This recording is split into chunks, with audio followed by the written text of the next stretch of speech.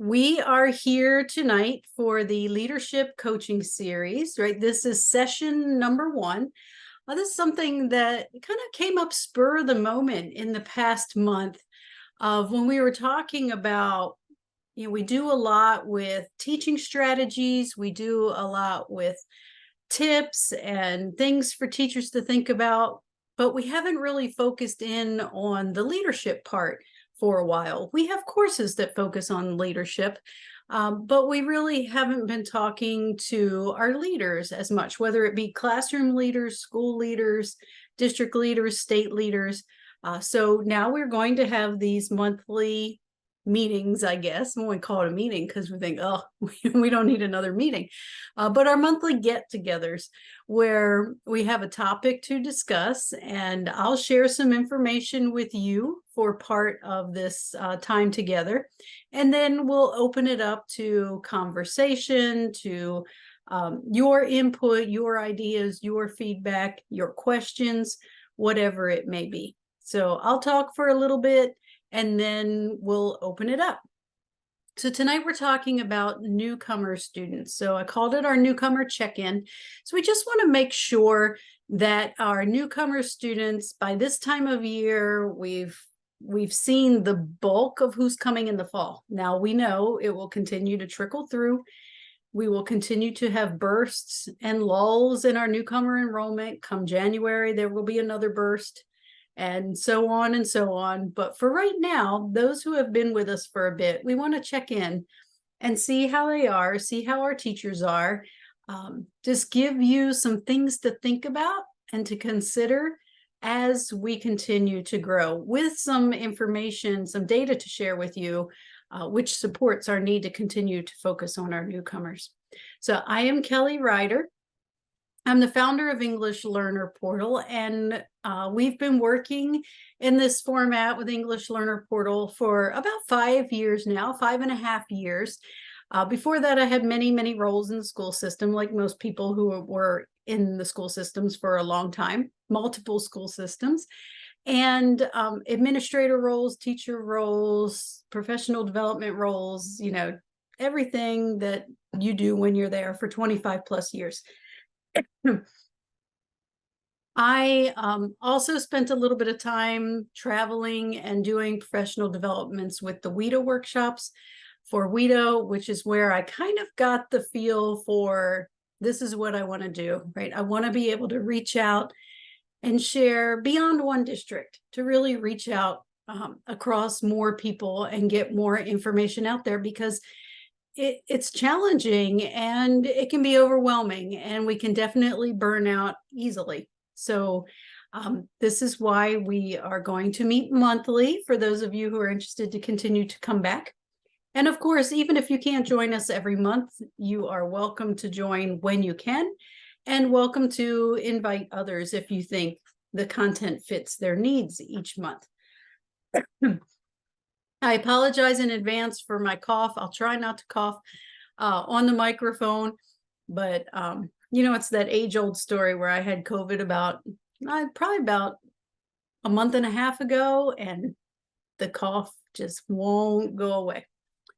All right, so tonight, just a little bit. If you have not introduced yourself in the chat yet, please do, because I definitely want to scroll back through that when we finish to make sure I know who you are, where you're from, and what your role is, so that I can continue to fine-tune our presentations to match who's here with us each time.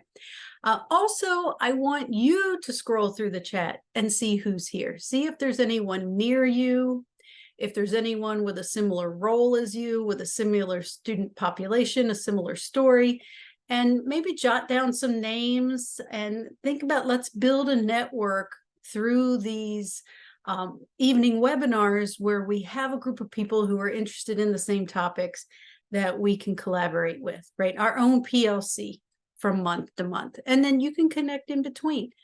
And if you need help making that connection, if you find somebody in the chat that, or in the conversation that you want to connect with and you need some help doing that, I'd be happy to make the introduction.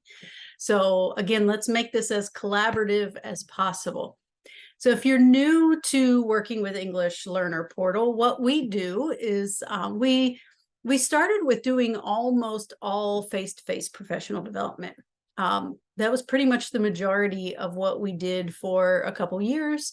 What I did through the WIDA Consortium, what I did through the school districts. We still do face-to-face professional development. I still love being with people in person. But I don't have to explain to you how COVID kind of shifted that for us, right? We didn't do any face-to-face for 2 years during that time frame, which was a tough shift, right? We like people. But we have developed a ton of resources that we now offer, plenty of online professional development, if that suits you better. Much of it asynchronous and self-paced, which we've learned really meets the needs of teacher schedules, and also really fits the need of, we just don't have substitutes, and we don't have professional development days like we used to, and we don't have, it's just so much work to take a day off that we like to offer things at your convenience. And then we do a lot of consulting, working with grants, working with a particular district about dual identified students, working with other districts about getting more teachers certified in ESL, working with other districts and their content teachers, working on assessments, accessible assessments, really lots of things. So if you come across a topic that you don't see on our calendar to cover, feel free to reach out and ask for it. We can make something happen. All right, our agenda for tonight, our topic is our newcomer population, our newcomer students. So being as we're talking about newcomers, it would help to give some immigration updates, just to give you a little background information of what's going on in our country, in our political system, in the big picture that is leading to an impact on our schools. Just today, I was back and forth in email trying to plan some professional development for a couple schools that suddenly, with no warning, have a pretty significant number of students who are refugees from Afghanistan coming into the building, and they really are at a loss, right? It's not a culture or a language or a presence that's been in that community before. And being teachers and school administrators, they want to do the right thing by students. And so they're really worried. So we're working today trying to figure out, first thing is their children, breathe, relax, smile, and then we'll help you get the other things in place. So that was very timely today and helped me think of some things to make sure that we touch on tonight. We'll talk about just some management kind of considerations, things to just see, like, is my building ready if that were to be us?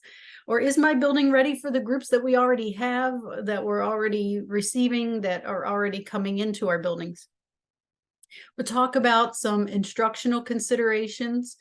What are the first things as a school leader, as a classroom leader, that I need to consider when it comes to instruction? We're not going in great depth, right? We have an hour together. We'll continue to go in more depth throughout the year. But just a couple big ideas of what are some first steps I can take to make sure we are getting ourselves in a good position to handle the needs of all of our students. And that includes some potential look-fors, things you can share with your classroom teachers, places where you might make some suggestions when you're doing observations, just a little bit of a framework to give you to go by. Again, not in great depth, but just some small pieces to help get you started. And then we'll spend some time in discussion. Is there anything about this topic of newcomers that you came here saying, oh, I hope she talks about, but I didn't mention in what I just went over with you? Is there something you were really hoping we would talk about? We do not have a sign-in. We use Zoom's reports of logging in and logging off as our sign-in. if you would need a certificate for your participation for this hour tonight, you can email that and we will check our login, log off to verify your attendance, and then we would issue that certificate. If that is something you need or are interested in, I'm going to put an email in the chat box here. If you need some kind of proof or verification that you joined us tonight, just email Katie at EnglishLearnerPortal.com. That's in the chat box, and she can help you with that. If you email her, I will get her that login, log off information tomorrow morning, and then she can follow up with you if you need some kind of evidence of participation. Anything you really hope we cover? I love that you're already making some connections here, right? We're neighbors. You know about the schools. Awesome. I would be perfectly happy to sit here and watch you all chat in the chat box, right? I'll just be the one that brings you together, like the matchmaker. Okay, how to build capacity in teachers teaching ESL. Right, so we focus our professional learning, our ideas in two different departments, kind of, right? I have always first worked with the ESL teachers because that's the immediate connection. I was an ESL supervisor. Those ESL teachers were the ones under my supervision. I did their observations. So yes, their professional development was always my first priority, and always will be. We are also very good at, if I must say, and we love getting with those content teachers, because we want our ESL teachers, our ESL teachers, ELD teachers, what you call them, a million different things, to be experts and the go-to person in your building. But we also want to build that expertise in our content teachers. So we are available to you on both sides of that to build that partnership and build the comfort level across all people in your building, not just your teachers, but everyone. All right, let's dive in here. So we have a wonderful consultant that works with us. Her picture there in the corner, her name is Natasha Quiroga, and she is a lawyer in the immigration field, and she works for various agencies and things working with immigration law and education. And she's a wonderful resource to us, because whenever something starts happening, we're like, Natasha, something going on with Venezuela, because I'm just getting a bunch of emails now about Venezuela. Or can you tell me more about where the most recent Afghani refugees are being placed? Because I'm starting to get a bunch of calls and I'd like to be able to be a little proactive with people. She's wonderful. She does a monthly update with us every month that I send out to our email list with just what's happening. I mean, immigration changes day to day, month to month, all the time, different things happening, hard to really pin it down. So if you have signed up for this webinar, that means you're on our mail list and you will get those monthly updates as well. So keep an eye out for that in November. But these topics are from our October update on immigration. And she was talking about temporary protected status. And I decided to use a couple of Natasha's slides tonight because that's how my day was spent, in talking to people about where is this coming from? Why all of a sudden? How come I didn't know? How can we anticipate, like, what might be next? What groups might be coming? Where, like, help me get a handle on this. And so I thought, you know what? We need to educate ourselves on what's going on behind the scenes that is leading to that feeling in the school. So temporary protective status, I'll let you read for a moment.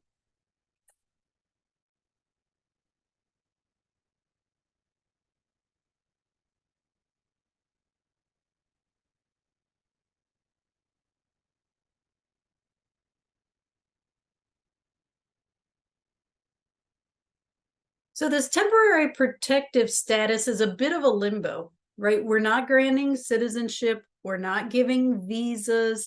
We're not, granting any kind of legal status other than we understand you're in a bad position. We're going to take you in and work with you to figure this out, keep you safe in the meantime.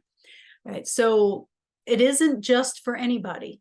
The government has to decide who qualifies to even be considered for temporary protective status.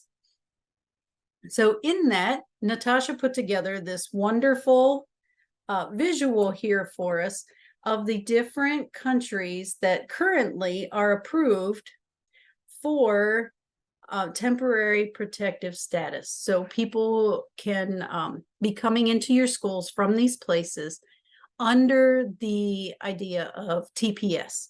So again, I'll give you a minute to look through the countries. If one of these stands out to you of like, yes, I'm experiencing that, feel free to, put that in the chat box or chime in on that one. I'll give you a moment to look across it. This also gives you the current status, whether these are about to expire, whether they were just renewed. Anything could change at any moment on any of them. So nothing here is set in stone.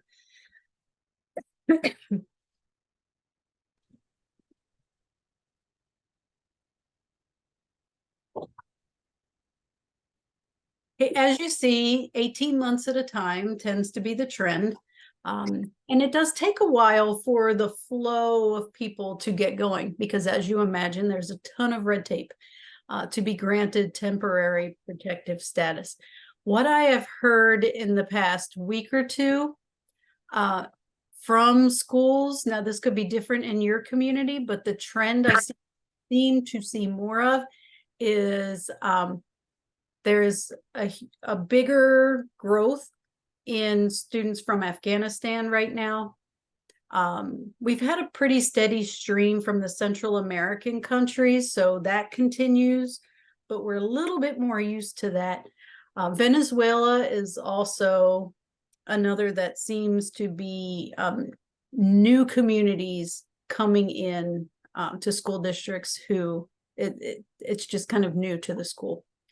The others are still out there. There are students flowing in, but doesn't seem to be as big of a push. Maybe just I haven't heard from those communities. So feel free to add your 2 cents on that.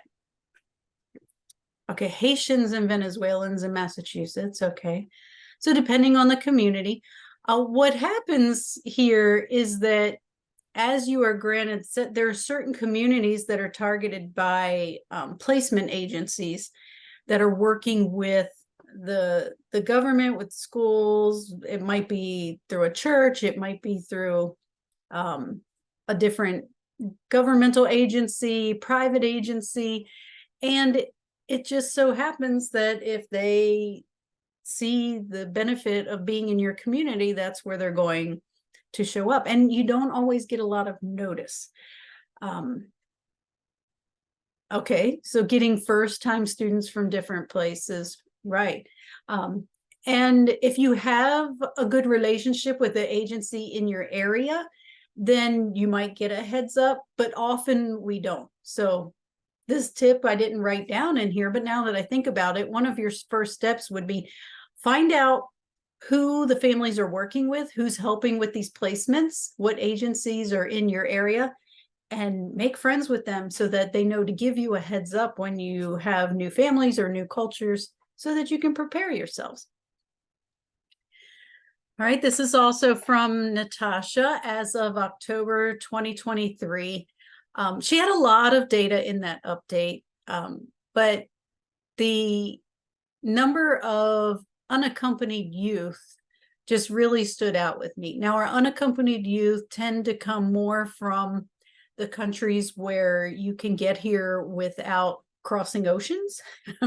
When we have Ukraine, Afghanistan, Burundi, like you're saying, they don't tend to be unaccompanied because it's usually a family resettlement. Now, anything is possible. When we have students who can get here through ground transportation, Central America, South America, we have more instances of unaccompanied youth. But you can see just in the last couple months how there's been another change in an increase there. So these are students who are in the Office of Refugee Resettlement custody, right? They're taken into custody at the border, held for a particular period of time to get the paperwork straight, make decisions about, are you going back? Are you allowed into the country? Under what circumstances? Under what court appearances? All of that. And right now, the average stay for students in those facilities is 24 days. So students, held up for about a month. And then during that month, the arrangements for where students are going to go live is happening. And that's where they could be talking about your communities. There aren't any limits on particular schools. I saw this question in the chat, like, were there limits for a school on how many students are admitted into schools? As far as I know, there's no limit, no part written in the law about the school impact. There are limits of, let's say, I did see a number about 80,000 Venezuelans would be allowed to enter through this program. Now, that could be 80,000 adults. It could be 40,000 adults. Hard to tell. But I have heard recently from a couple different communities that schools were impacted upwards of 100 new students in a very short period of time. Lots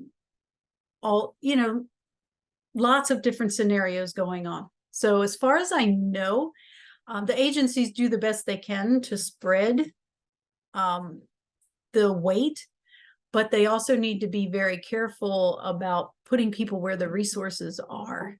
So it's a very, very tricky situation. So these are some of the things that work behind what's happening before they get to you. And so in your community, if you're experiencing some of this, or if you haven't yet, but you're wondering, it's good to do some research into what agencies are around you, what kind of placements might happen in your area. If you start to see it, we have a couple wonderful people on our staff who are very experienced in the whole refugee resettlement process. So if you have further questions in that area, just email me and I can connect you with people if this is a real issue for you right this moment. Instructional wise, talk to me. As far as understanding the process and the acculturation and the things here, like the core stressors in the social emotional side, I have great social worker trained people, refugee resettlement people who have worked in those centers who would be able to be of great support to you, right? We all know our specialties and we can point you in the right direction.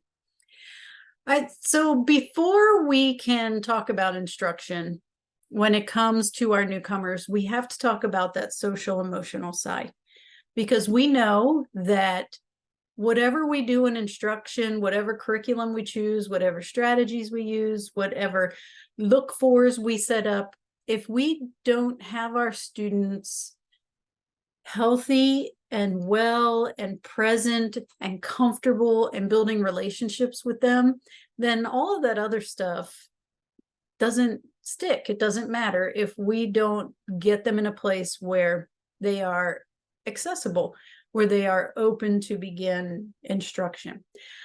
So this visual is from one of our experts, Laura, that she put together from Boston's Children's Hospital, like working in the area, and just some of the things that are going on behind the scenes. So I'll give you a minute to look at that and just think about what your children, your students are experiencing.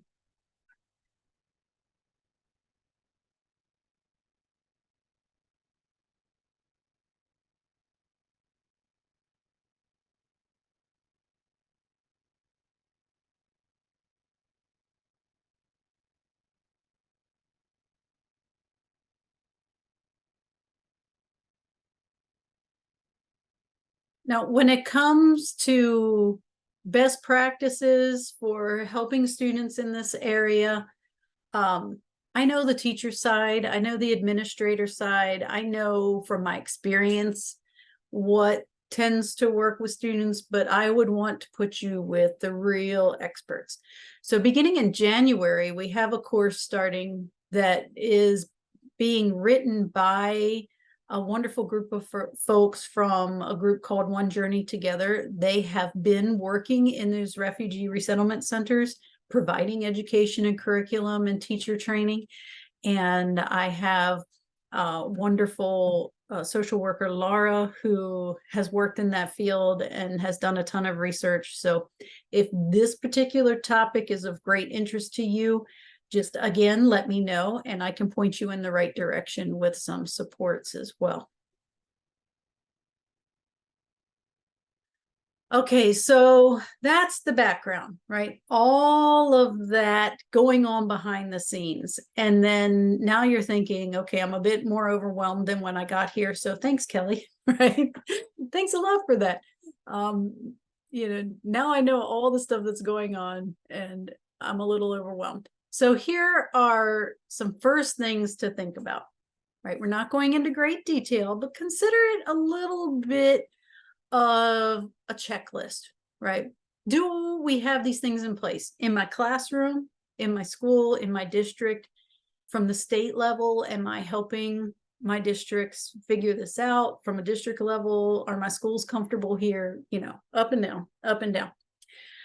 From the moment students step in the door, when we're talking about that social emotional side, we saw that graphic with all these, you take that big web and just imagine it in the student's mind spinning around, like all these stressors, all these experiences, all the unknown, all the, like, for whatever reason I left where I was, I loved the people there and I loved a lot about where I came from, and now it's gone. And so you have all this going on. So we want to make sure that from the moment students come in the door, we have some things in place. Right. And someone had mentioned in the chat box, I'm sorry, it scrolled on by me and I forgot about it for a minute, but somebody asked about what the definition of newcomer is for you. Now, this may be different in different districts, different states. For the most part, what I've seen in most states and in the federal guidelines is that a newcomer is classified as a time frame, right? A calendar year from arrival into U.S. schools. So you are a newcomer for 1 year after you arrive in the school. Now, you might be a very proficient in English newcomer. You might be a very highly educated newcomer. You might be a newcomer who has some English and can get by and fool people. You might be and have age appropriate education. You might be a newcomer who does not yet understand a word of what's going on around you, but has a good education in your first language. You might be a newcomer who doesn't understand a word of English yet, and has significantly interrupted education because of life's circumstances. Students coming through refugee resettlement tend to have gaps in education, but they tend to be a little bit shorter than our students who are coming without a refugee resettlement program, because the refugee resettlement program tends to be like things that are recently happening, where Venezuela, not so much. All right, I'm kind of second guessing what I just said. Anyway, the needs they may have had interrupted lives in their home countries for a short period of time or for years and years based on the situation. So figuring that out is part of the process. Being comfortable from the minute we come in the door, just your front office staff. How are they with their cross-cultural communication skills? Like, can they put on a smile even if they feel like, I have no idea what to do here, right? Do they know where to find interpreters? Do they know how to get someone to help them communicate with a new family coming in? Do you have something in place that you can at least hand a family if you don't have an interpreter on hand that will help them understand what's going on? Is your front office staff aware of the processes of, like, what do I need to do for enrollment? Is there an extra form? Who do I need to tell to get the ESL process started? All of those things. Having a conversation with the counselors with the very same things. Do you have already with your counselors an idea of what a middle school or high school schedule will look like for your newcomer? Right? Let's not wait till they come in the door and go like, gee, where should I put them? Right? Let's kind of have a few sample schedules ready. And then as space allows, have a plan already in place for those students. So we make sure we're putting them with the right people and setting them up for success. Do some homework in your community. Like I said, is there a refugee resettlement agency in your community? Are there churches that are working to help place families and sponsoring families? Is there a particular community? Is there a religious organization? Is there a community group that tends to know the ins and outs of a particular community? Like they know everything about the Nigerian community and where they're coming from and what they need. Or this group has some established Venezuelans and they are my go-to people when it comes to questions about culture for them. So start building up that list of resources. And something as simple as the cafeteria, right? We have students who will go weeks without eating because they can't figure it out. So just visual, bilingual, multilingual menus, even something as simple as having a student do a video walkthrough of the cafeteria and say, this is what we do, this is how it works, and walk them through. Buddies, those kinds of things to think about. Right, as far as school leader, thinking about your staffing, who is available? A lot of people will say, we're going to co-teach. We're going to make the best use of our teachers. We're going to co-teach, which, okay. But what I've seen more of is that we say we're going to co-teach, but we don't really define it or outline it or set the expectations. So let's really think that through if it's something you want to do. And understand that when it comes to staffing, by federal law, your English language development program, your students who qualify are entitled to an English language development program that uses English language development standards and outcomes. So whether it be co-teaching, push in, pull out, whatever model, sheltered, whatever you decide to use, you need to make sure that you have that time built in for those English language development outcomes. And so thank you, Angelica. So what does that mean? Just having students in a classroom without any English as a second language support would be against the law. Now, yes, they can have periods of time, but by law, students have to have a period of English language development time. It could be through co-teaching. It could be through a push-in program, a pull-out program, a small group program, a sheltered program, lots of ways to do it, but it must be there. And those teachers can integrate that with content, but they have to have outcomes that are addressing the English language development standards, right? Just like you have math standards, you have language arts standards, you have science standards, you have social studies standards, all these tests, state tests that have to happen. There are English language development standards in your state that your teachers need to be addressing. And so if you're not sure what they are, feel free to reach out to me and I'll help you find them.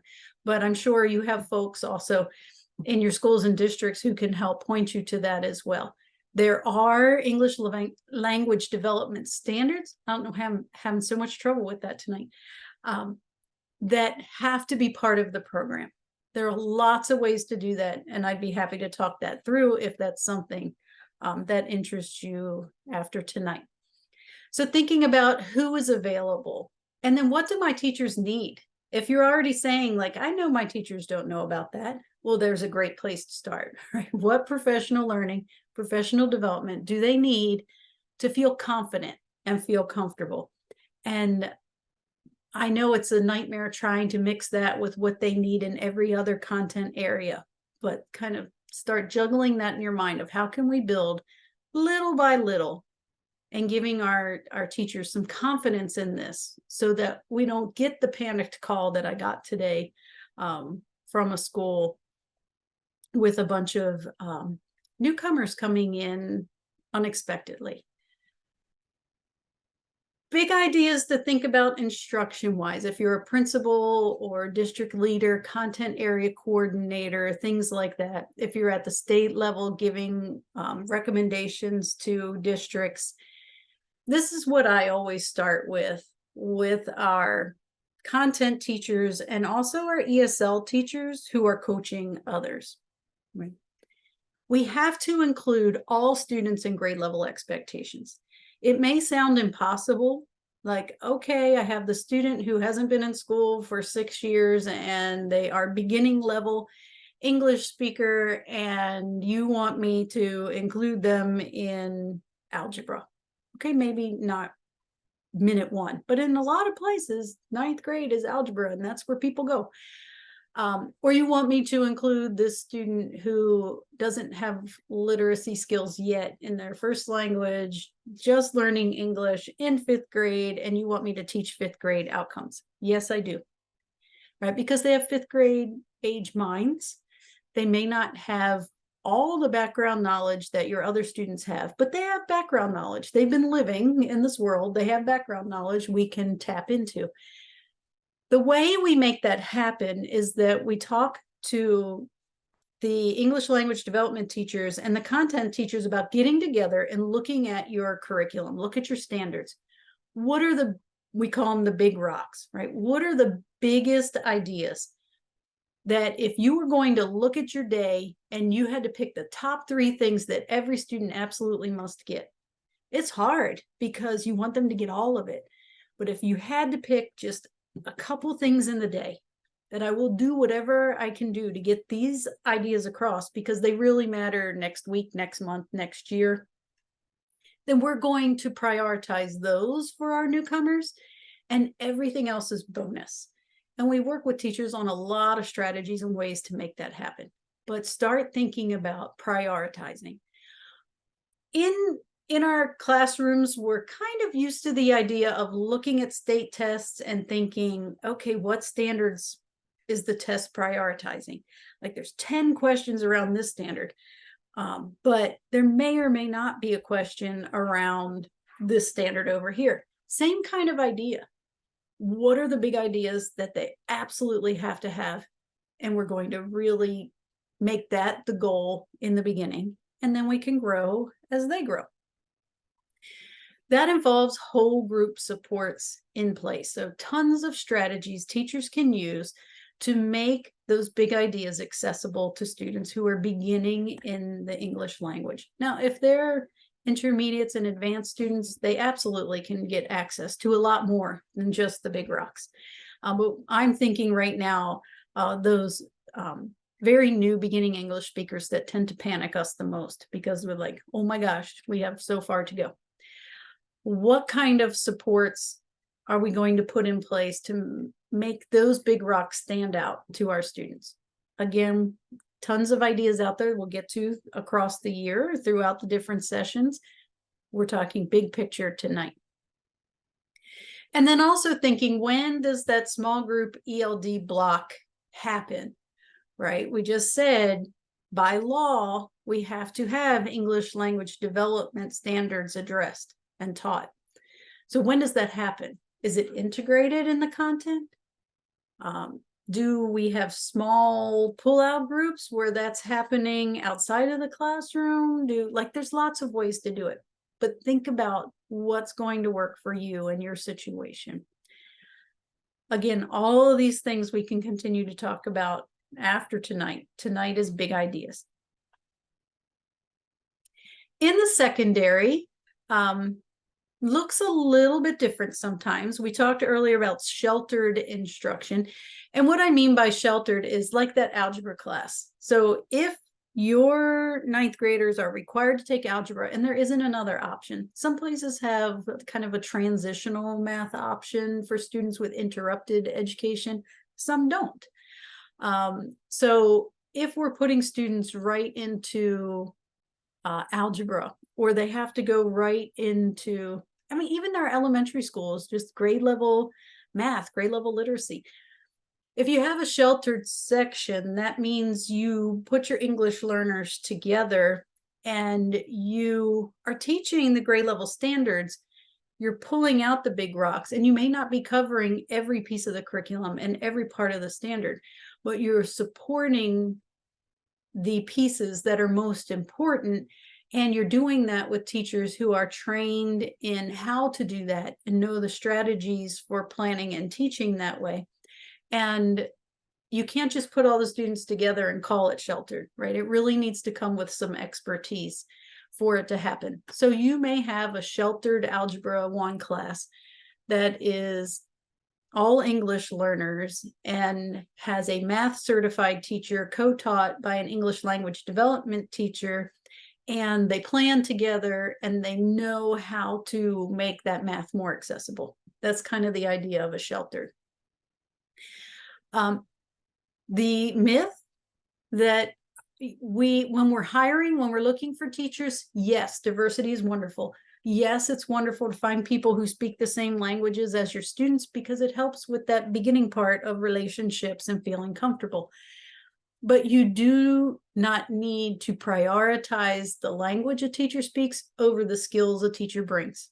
I will take an English-speaking teacher who has never learned another language, does not speak another word of another language ever, who's a great teacher and will have much more success than someone who hasn't had that background and training and speaks the same language.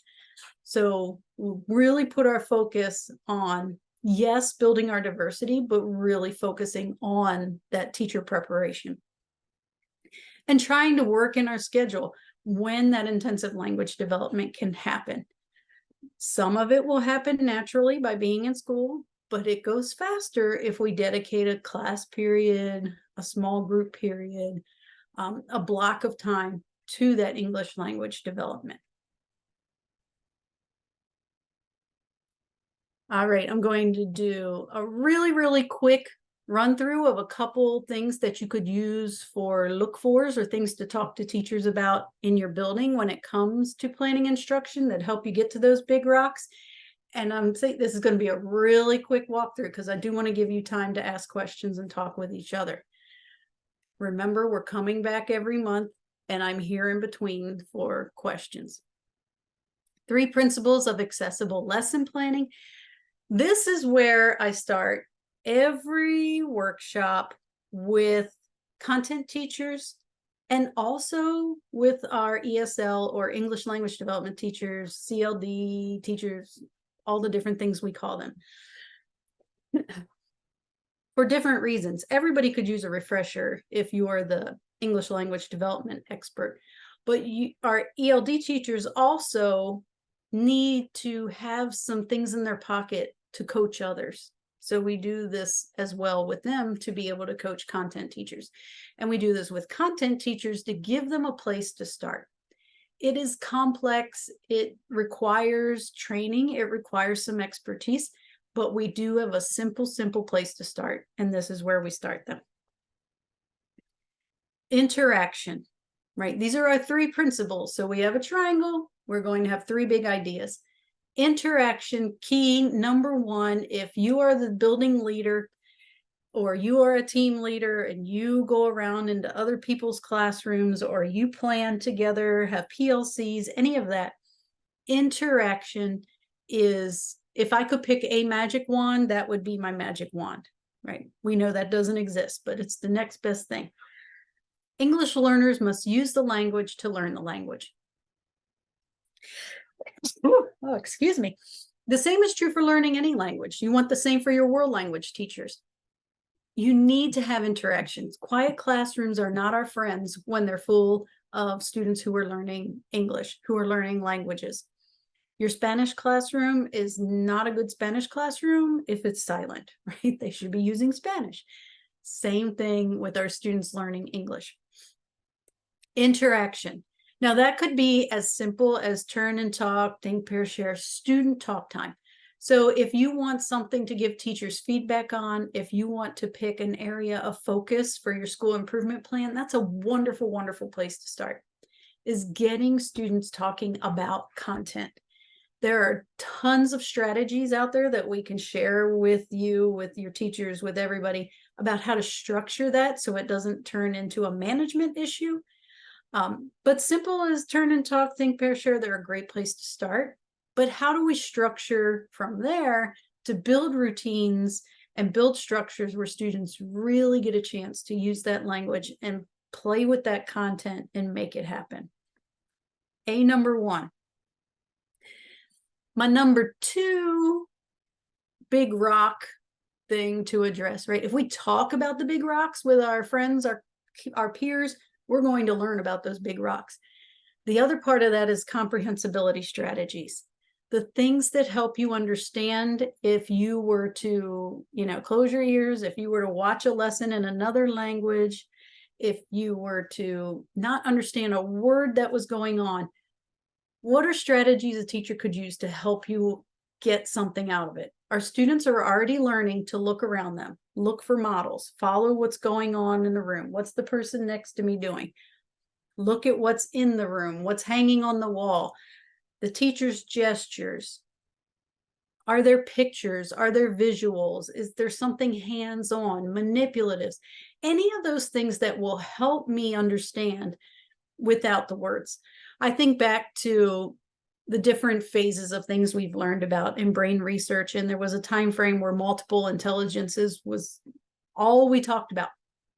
And it's still a very important part of learning, right? People have different learning styles. And kind of think of that of, am I addressing those multiple intelligences? How am I supporting a visual learner?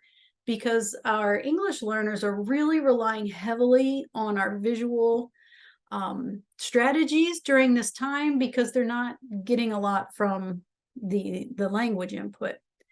What can you do for comprehensibility? Other thing to look for. And again, this is a repeat of what I said, but that critical thinking. If stay focused on those grade level standards, right? We don't want to baby anybody. We don't want to torture anyone either. We can focus on a grade level standard if we include a lot of interaction and a lot of comprehensibility strategies, right? Those are our three key pieces to setting up success. And then we can work with teachers on getting comfortable here. And then when they're comfortable here and they feel like they've got a little bit of confidence and power and control and a plan, then we can build on that. All right, that was a really, really quick version of something we usually do in about 45 minutes because we go into what does that look like? What does that sound like? How does that work? Right. So think for a minute and think about your own situation. And in the chat, give your first thoughts. Like if you could give yourself, like, I want to do some look for. So if I walk through classrooms or I walk through a building, give me a list of the top 3 things you are going to look for at this point. Now, I know I gave you way more than 3, but based on your situation, what are the top 3 things you will keep in the front of your mind to look for the next time you walk in your school, in a classroom, through buildings, even through like central offices? All right, let me be quiet so you can type. What would you look for?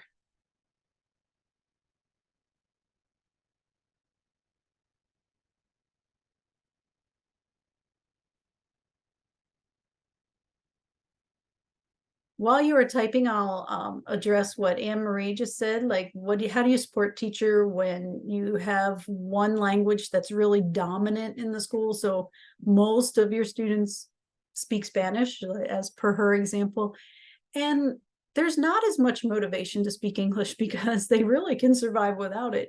And we can try to convince them otherwise all we want, but Instead of fighting them, we have to go all the way back to what we said at the beginning and build those relationships. We have to work really hard to establish relationships and an understanding and make it safe and comfortable for people to sound funny when they're discussing things, to set some real strict guidelines of, I respect your desire to speak Spanish and I will let you, but under these circumstances, because we do have to do English too.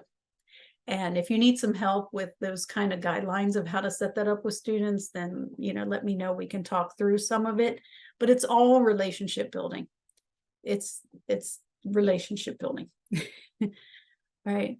Like Margarita is saying, right? We do have to acknowledge students' first language. It's their comfort zone. It's where they can process their content.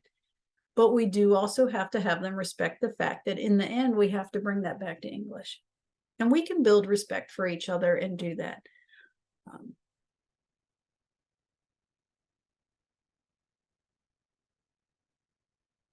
And I think you have a wonderful, wonderful support group here, because not only are you answering my question, but you're giving suggestions about that. When the native language kind of takes over and becomes like a power struggle, you all have so many good things to offer each other.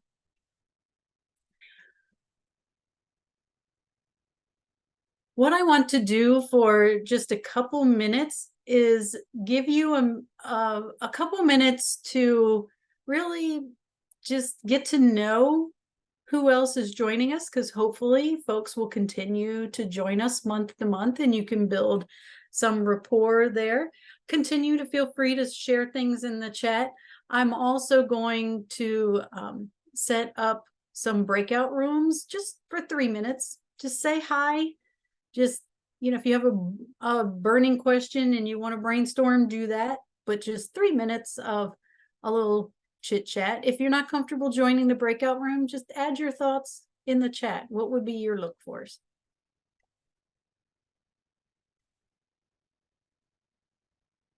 Small group chats are open if you would like to chat that way.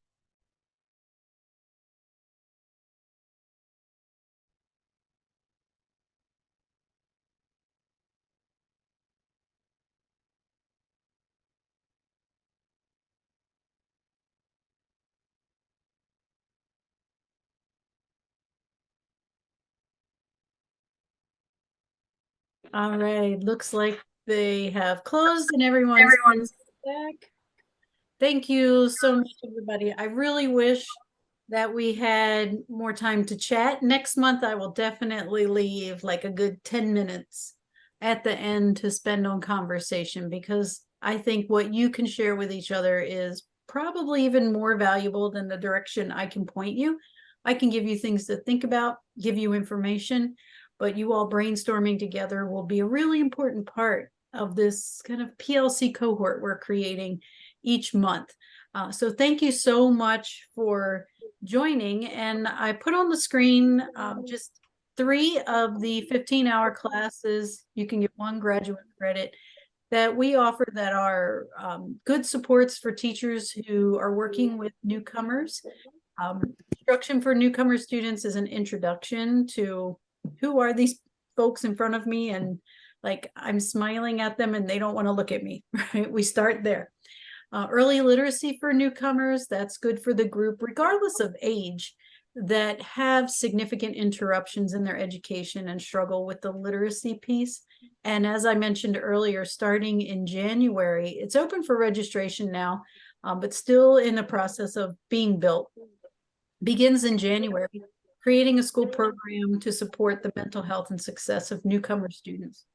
Perfect for interested teachers, your counselors, PPWs of the sort. And this is the course I was saying is being created by those folks who have experience in the refugee resettlement centers, like direct experience on the ground there. So in the meantime, we have lots of things, right? Culture shock is a huge part of it. I mean, oh my gosh, I could have kept you for the rest of the night. There's so many things we could talk about, and it's really hard for me to pare it down into an hour, but That's what's manageable for most people. So I look forward. I hope you will come back next month. If you don't have that calendar on hand, just let me know. I can send you a copy of it. Well, when I send the email tomorrow with the video link, I'll include a copy of the calendar as well in case you don't have that on hand, and you can share and bring a group of folks to chat with you. I will share the slide deck as well. This is all about getting as much information as we can to as many people as we can, because just even based on phone calls and emails today, I know people are overwhelmed and we want to be able to support. So thank you again so much for being here. Again, if you don't hear from me by noon tomorrow, check your spam filter, because that's probably where I ended up, caught in the spam.